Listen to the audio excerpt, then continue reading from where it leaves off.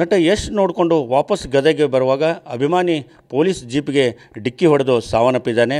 ಆದರೆ ಅದು ಯಶ್ ಅವರ ಬೆಂಗಾವಲ ವಾಹನ ಅಲ್ಲ, ಅದು ಬೇರೆ ಪೊಲೀಸ್ ಜೀಪ್ ಅಂಥೇಳಿ ಹೇಳಾಗ್ತಿದೆ.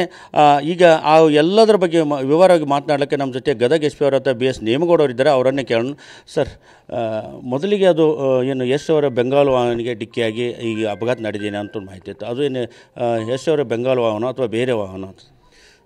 ಅದು ಖಂಡಿತ ಯಾವುದು ಬೆಂಗಾವಲು ವಾಹನ ಅಲ್ಲ. ಯಶ್ ಅವರು ಇದೇನು ಜಿಮ್ಸ್ ಹಾಸ್ಪಿಟಲ್ ಭೇಟಿ ಮುಗಿಸ್ಕೊಂಡು ಹೋದ್ಮೇಲೆ ಇದು ನಮ್ಮ ಇನ್ನೊಂದು ಕರ್ತವ್ಯಕ್ಕೆ ಹೋದಂಥ ಒಂದು ವಾಹನ. ಆ ವಾಹನ ನಮ್ಮ ಹೆಡ್ ಕ್ವಾರ್ಟರ್ಗೆ ಹೋಗುವಾಗ ಆ ದಾರಿಯಲ್ಲಿ ಅದು ಆಕ್ಸಿಡೆಂಟ್ ಆಗಿದೆ. ಆ ಯುವಕ ಮೃತಪಟ್ಟಿದ್ದಾರೆ. ಅದು ಯಾವುದೇ ಕಾರಣಕ್ಕೂ ಆ ಯಶ್ ಅವರು ಬಂದಾಗ ಆ ಡ್ಯೂಟಿಯಲ್ಲೂ ಇರಲಿಲ್ಲ ಮತ್ತು ಅದು ಬೆಂಗಾವಲು ಕರ್ತವ್ಯ ಕೂಡ ಇರಲಿಲ್ಲ. ಸರ್, ಆತ ಯಶ್ ಅಭಿಮಾನಿ ಅಂತ ಹೇಳ್ತಾರೆ. ಅವನು ಯಶ್ ಅವರು ನೋಡಿಕೊಂಡು ಸೂರ್ಯನ ಗ್ರಾಮದಲ್ಲಿ ನೋಡಿಕೊಂಡು ವಾಪಸ್ ಗದಗ ಬರ್ತಾ ಇದ್ದ. ಆ ಸಂದರ್ಭದಲ್ಲಿ ಈ ಒಂದು ದುರಂತ ನಡೆದಿದೆ ಅಂತ. ಅದು ಅವನು ಯಶ್ ಅಭಿಮಾನಿ ಹೌದು ಅಥವಾ ಅವ್ರು ಏನು ಯಶ್ ಅವ್ರು ಹಿಂಬಾಲಿಸ್ಕೊಂಡು ಬರ್ತಾ ಇದ್ದೋ ಹೇಗಂತ? ಎರಡನೇ ಪಾಯಿಂಟ್, ಯಶ್ ಅವ್ರು ಹಿಂಬಾಲಿಸ್ಕೊಂಡು ಬರ್ತಾ ಇರಲಿಲ್ಲ. ಯಾಕಂದರೆ ಹಿಂದೆ ಚೇಂಜ್ ಮಾಡಲಿಕ್ಕೆ ಯಾವುದೇ ಅವಕಾಶ ಇರಲಾರ್ದಂಗೆ ನಾವು ದಾಮೋದರ್ ಮೆರಾಬುಲ್ ಗುಲಾಬಿ ಬೆಳೆದು ಅರ್ಧ ಎಕರೆಯಲ್ಲಿ 6 ಲಕ್ಷ ಲಾಭ ಗಳಿಸ್ತಿದ್ದಾರೆ. ನೀವು ಕೂಡ ಅವರಿಂದ ಕಲಿಬೇಕಾ? ಅವ್ರ ಜೊತೆ ವಿಡಿಯೋ ಕಾಲ್ನಲ್ಲಿ ಮಾತಾಡಬೇಕಾ? ಈಗಲೇ ಫ್ರೀಡಮ್ ಆ್ಯಪ್ ಡೌನ್ಲೋಡ್ ಮಾಡಿ.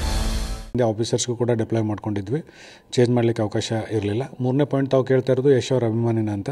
ಯಾಕೆಂದರೆ ಅಷ್ಟೊಂದು ಜನ ಬಂದಿದ್ದರು, ಅದರಲ್ಲಿ ಯಾರು ಅಭಿಮಾನಿ ಅಥವಾ ಹೇಗೆ ಅಂತ ನಮಗಿನ್ನೂ ಅದ್ರ ಬಗ್ಗೆ ಖಚಿತವಾದ ಮಾಹಿತಿ ಇಲ್ಲ. ಅದ್ರ ಬಗ್ಗೆ ನಮ್ಮ ಅಧಿಕಾರಿಗಳಿಗೆ ತಿಳ್ಕೊಳ್ಳಿಕ್ಕೆ ಹೇಳಿದ್ದೀವಿ. ತಿಳ್ಕೊಂಡು ಅದ್ರ ಬಗ್ಗೆ ನಾವು ಮುಂದಿನ ಒಂದು ಮಾಹಿತಿಯನ್ನು ನೀಡ್ಬೋದು. ಆದರೆ ಅದು 2 ಪಾಯಿಂಟ್ಸ್ ನಾನು ಮತ್ತೊಮ್ಮೆ ಕ್ಲಿಯರ್ ಮಾಡ್ತೀನಿ. ಅದು ಆ ವಾಹನ ಯಶ್ ಅವರು ಬೆಂಗಾವಲು ಕರ್ತವ್ಯಕ್ಕಾಗಲಿ ಅಥವಾ ಆ ಡ್ಯೂಟಿಗೂ ಕೂಡ ನೇಮಿಸಿರಲಿಲ್ಲ. ಬೇರೆ ಇನ್ನೊಂದು ಕರ್ತವ್ಯಕ್ಕೆ ಹೋಗಿ ನಮ್ಮ ಹೆಡ್ ಕ್ವಾರ್ಟರ್ ಅದೇ ರೋಡಲ್ಲಿ ಇರೋದ್ರಿಂದ ವಾಪಸ್ ಅವ್ರು ಹೆಡ್ ಕ್ವಾರ್ಟರ್ಗೆ ಹೋಗ್ತಾಯಿದ್ರು.